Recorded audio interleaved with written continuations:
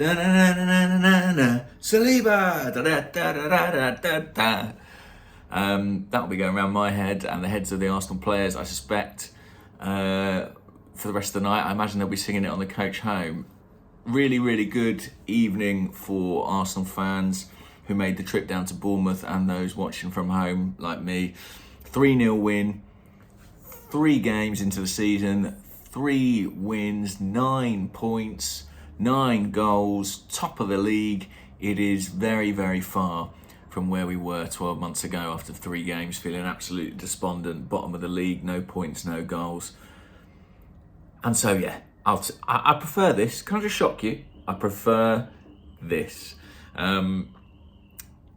The calibre of opposition has been different, of course, and I do think that that's something that wasn't talked about enough in that early period of last season that we played Man City and Chelsea. It's just like, we've got no points after 3 games. No one factored in really that it was an incredibly difficult start to the season. We've had a more favourable fixture list this time round, but we've still done our job incredibly well. I'll just get the caveat out of the way, which is that I think Bournemouth will struggle this season. I think they've not had a great summer in terms of recruitment, and they weren't especially strong right at the end of last season either. So I think that Arsenal should really have expected to go there and win today, but they won with real ease, and away from home in the Premier League, that's not easily achieved. They were completely dominant. I think I'm right in saying Bournemouth didn't have a shot until the last 15 minutes of the game. Arsenal took control early on with 2 goals in the first 12 minutes or so, and from then on it was almost not a contest. The first half in particular, Arsenal just had Bournemouth at arm's length and held them there. It was a consummate performance. And you look through the team, 1 to 11, and you didn't really see an area of weakness. And then the subs who come on in the second half, you've got Smith Rowe coming off the bench, you've got Tomiyasu. It's really, really encouraging stuff. Kieran Tierney. It's a long way from where we were a year or so ago. And credit to the recruitment team, especially because I think they have really transformed the look of the squad. And I said this on Twitter, but I'm not sure there is a more exciting squad in the Premier League. And what I mean by that is that if you were, playing FIFA or Football Manager and you wanted to take control of a squad that in the next 5 years you think could have massive potential, when you look at the talent and the age and the amount of players in this group who are not yet at their peak, I think that's pretty much unrivaled in this league. It doesn't mean they're the best squad. It certainly doesn't mean they're going to win the league or anything like it. Don't even think it guarantees them top 4 finish, but the talent level is really, really exciting. And I think as Arsenal fans, we're kind of conditioned to be interested in youth development, player development. We learnt so much about that from Arsene Wenger. And I think it's in our nature to be engaged and energised by that. And we look at this young group of players and you go through them all and think, wow, what could they become? What could William Saliba become? What could Gabriel become? What could a Martinelli, a Saka, an Odegaard, a Smith Rowe?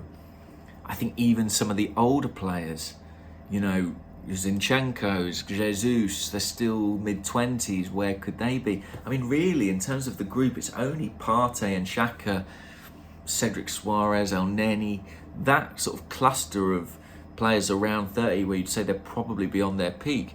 And of those, Xhaka is arguably playing the best football of his career. There's just so much talent. And there's a coach as well who they absolutely buy into and believe in, who's learning and improving too. What could he become? Listen, it may be that it all comes to naught. It may be that these players don't fulfill their potential, but if you can't get excited about it, I don't know what to tell you. It's a really exciting squad, and the connection between supporters and fans is fantastic.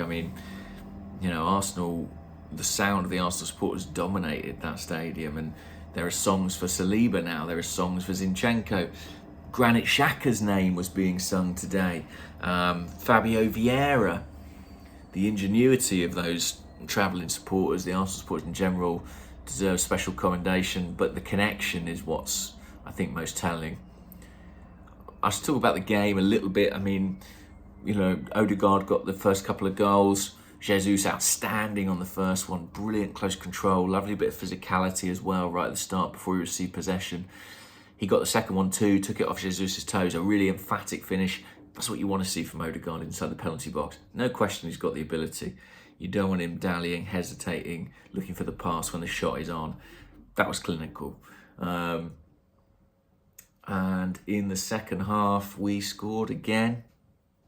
Who scored it? Oh, William Saliba. Shades of Patrick Vieira against Manchester United in 98, something like that. Arcing curved shot into the far top corner with his left foot. I think it was a bit of a swing, but I mean, couldn't have gone any better for him, and he was so delighted.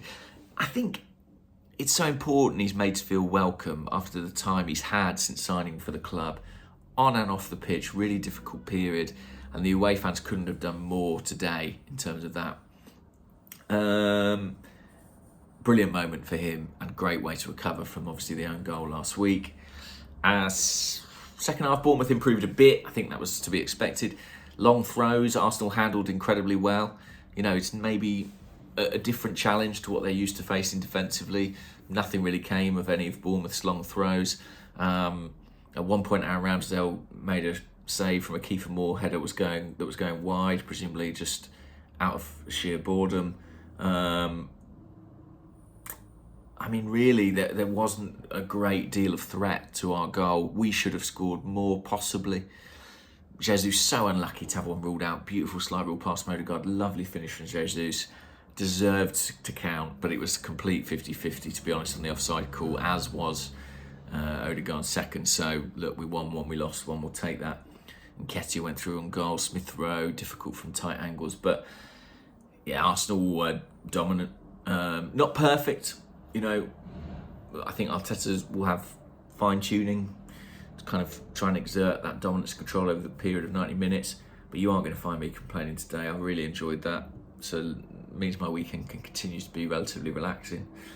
And, yeah, only one way to finish, I guess. Time to go and have some tequila.